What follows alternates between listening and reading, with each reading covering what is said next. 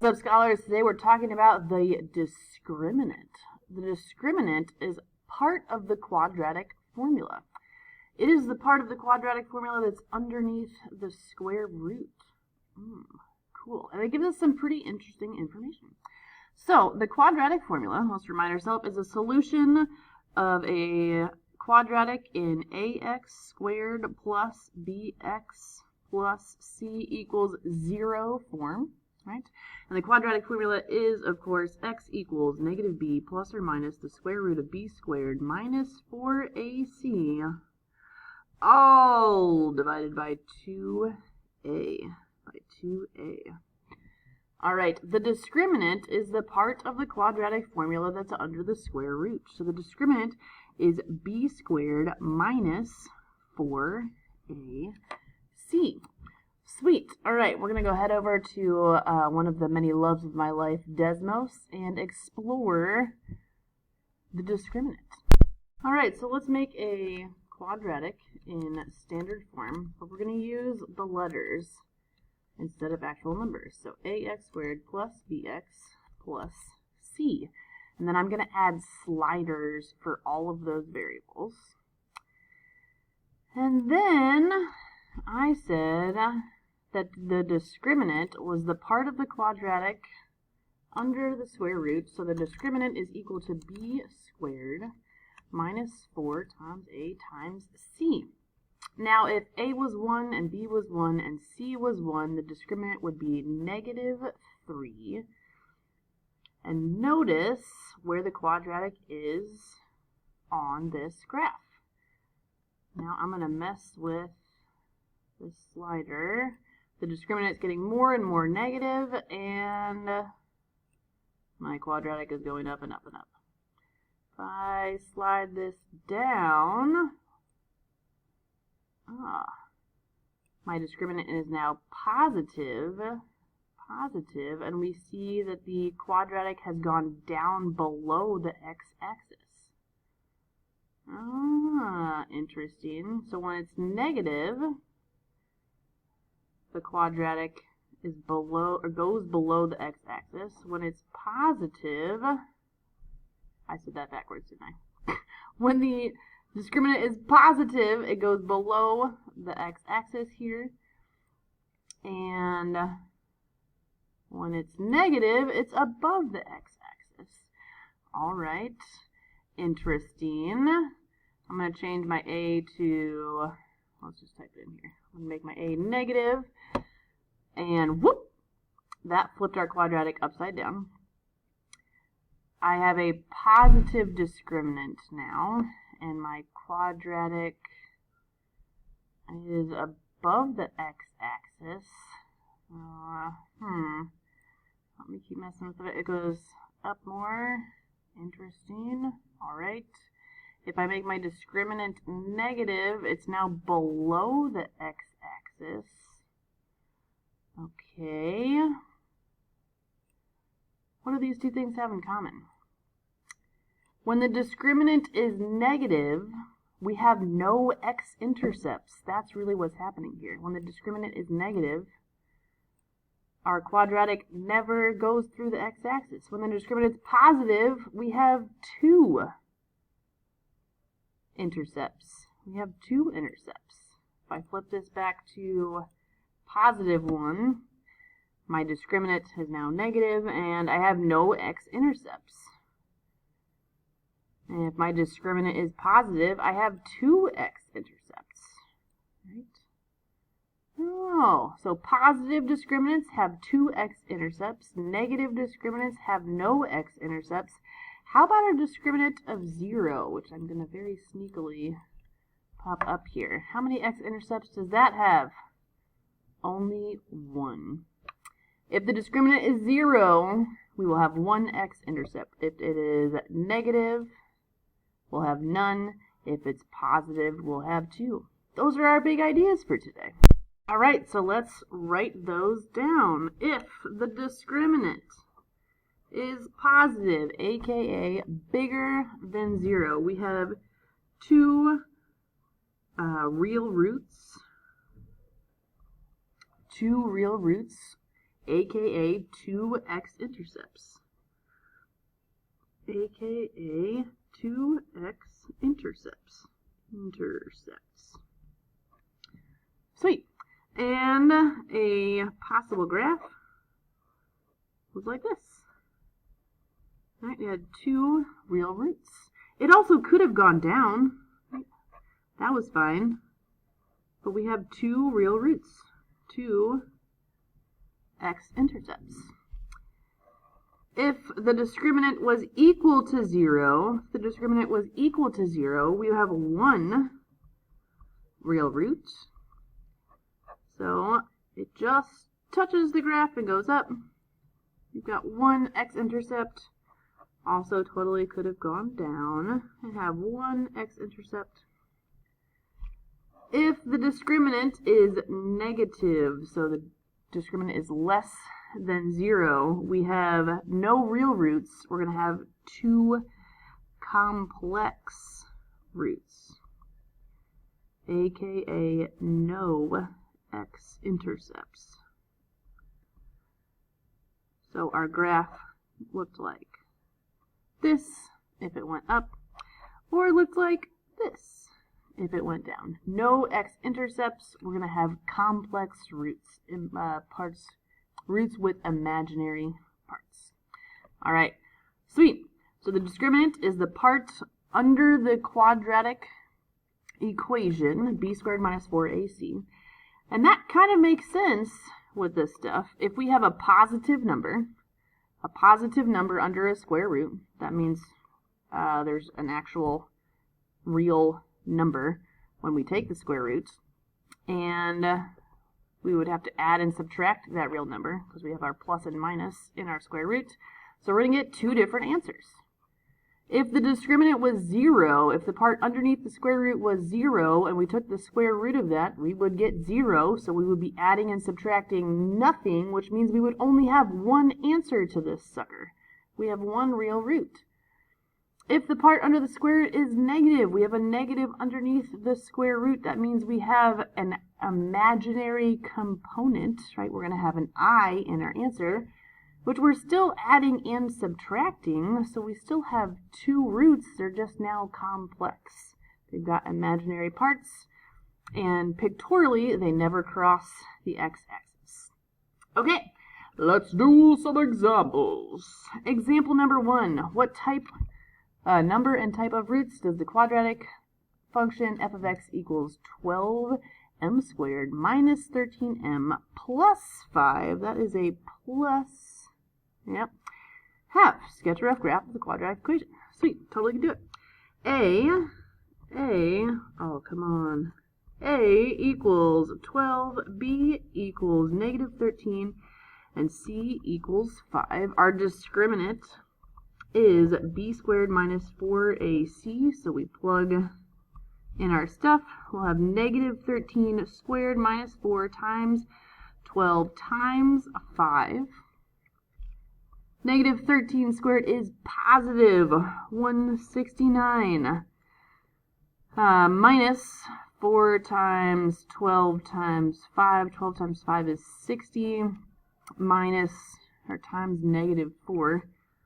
60 and negative 4 is 240. Oh, man. I bought these fun pens that look like syringes, but also they're terrible pens, you know. There we go, buddy. Great. For sure. Just double checking my mentalage, mathage. Wunderbar. 169 minus 240. That's going to give us a negative number. Definitely going to give us a negative number. The discriminant is going to equal negative 71, which means our discriminant is less than 0, which means we have 2 complex roots. So the discriminant is less than 0, 2 complex. Oh, I'm going to have to switch it out. Bye. 2 complex roots. And what? Oh, you can't see that either. We're doing great otherwise. 2 complex roots. Our a value was positive, so our graph is going to go up. So our possible graph 2 complex roots, something like that. That is enough. All right, we've got 2 complex roots, and here's a super rough graph of what that could look like.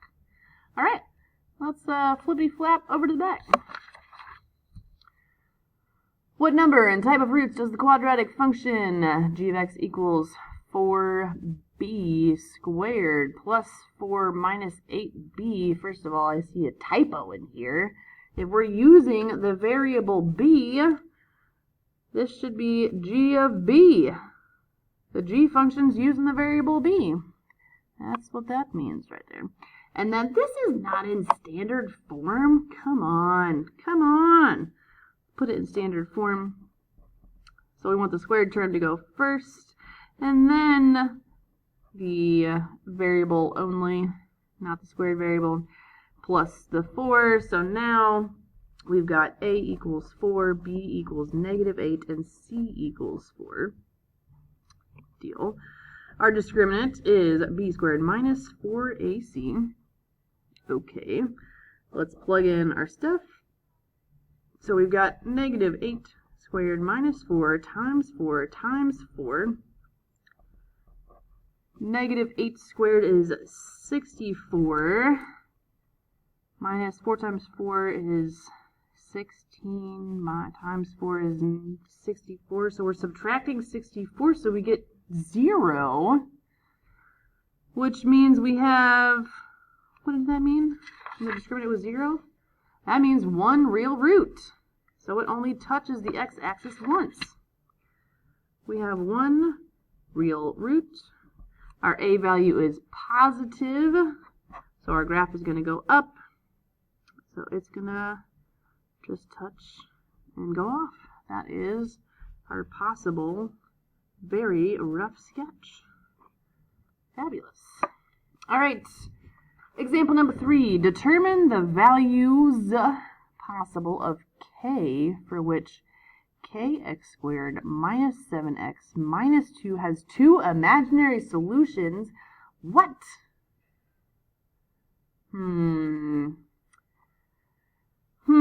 Well, okay. First, let's put this into standard form. So let's add 2 on both sides. And we'll have kx squared minus 7x plus 2 equals 0. Got it. If we're going to have 2 imaginary solutions, we know that our discriminant is going to be less than 0. We also know that the discriminant is b squared minus 4ac, so that's going to be less than 0. Right now our a value is k, our b value is -7, and our c value is 2. All right, let's plug that stuff in here. B squared, so -7 squared minus 4 times k times 2 needs to be less than 0. Okay, -7 squared is 49. -4 times 2 is -8k. It needs to be less than 0. So let's subtract 49 on both sides. And we'll get -8k is less than -49. Doing good. Let's divide by -8. Divide by -8. So k needs to be less than -49 over 8. Which is, I'm just curious, as a decimal, 49 divided by 8, 6 and something. 6.125. K needs to be less than 6.125. K needs to be less than, it was positive, right? It should be positive because there's 2 negatives. Yep. 6.125. I would accept either of these answers because that's not a repeating decimal or a truncated decimal. That's a real decimal. It's not a whole number, but that's fine. 2 imaginary solutions meant our discriminant needed to be less than 0. Discriminant is b squared minus 4ac. We rearranged this given equation so that it was in standard form. A was k, b was -7, and c was 2. Plugged that stuff in and solved and got a range of values for which k was going to give us imaginary solutions. Cool. All right. Time-wise, I'm going to leave example 4 up to the reader. Ooh, this is for you to do. This is a you do problems. I'll get you started. The discriminant for 2 real solutions, that means that needs to be bigger than 0. So b squared minus 4ac needs to be greater than 0. And 1 real solution means the discriminant needs to equal 0. So b squared minus 4ac is going to equal 0. And then you figure out your values for k. I'll be checking on your picture of notes that you take and submit to me. Y finalmente, example number 5, the equation h of t equals 80t minus 16t squared. Why can't we just put stuff in standard form from the beginning? Come on now. All right. It models the height h, so h must mean height. In feet, reached in t seconds, so the height is a function of time. The t's are the times, and the h, height, is in feet. All right. By an object propelled straight up from the ground at a speed of 80 feet per second. Will the object ever reach a height of 90 feet? Interesting. Will it ever reach a height of 90 feet?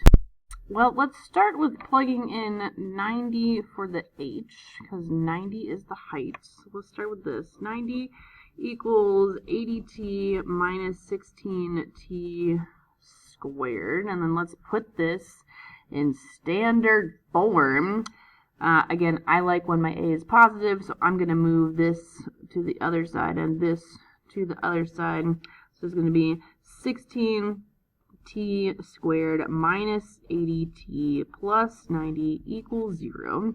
So my a value is now 16, my b value is now negative 80, and my c value is now 90. Okay, will it ever get there? Will it ever reach the height of 90 feet? If it really happens, it must be a real solution. So we must be looking for real solutions. Real solutions here. So let's see what the discriminant is and see if it's going to give us a real solution. D equals b squared minus 4ac, the part underneath the square root in the quadratic formula. So d equals negative 80 squared minus 4 times 16 times 90. So 80 squared, 6,400, right? Yep. 6,400 minus 4 times 16, whoops, not 4 times 64. 4 times 16 is 64. That's where I was going with that. Times 90 is 5760. And if I do some subtraction, I get the discriminant is equal to 640. Well, that's a positive number. So we are going to have real solutions. Since d is greater than 0, a real solution exists. So yes, it will reach a height of 90 feet. It will reach a height of 90 feet. It will reach a height of 90 feet. I hope you're listening to this with the volume on, because that word height barely looks like the word height. Okay, quick recap. Discriminant. Part of the square, or part of the quadratic underneath the square root. If the discriminant is positive, you got 2 real roots, aka 2 x-intercept. If the discriminant is 0, you only have 1 real root. And if the discriminant is negative, you have no real roots, you have no x-intercepts, you have 2 complex roots. That is it, scholars. Love you so much. Have a great day. I'll see you next time. Keep on that hustle.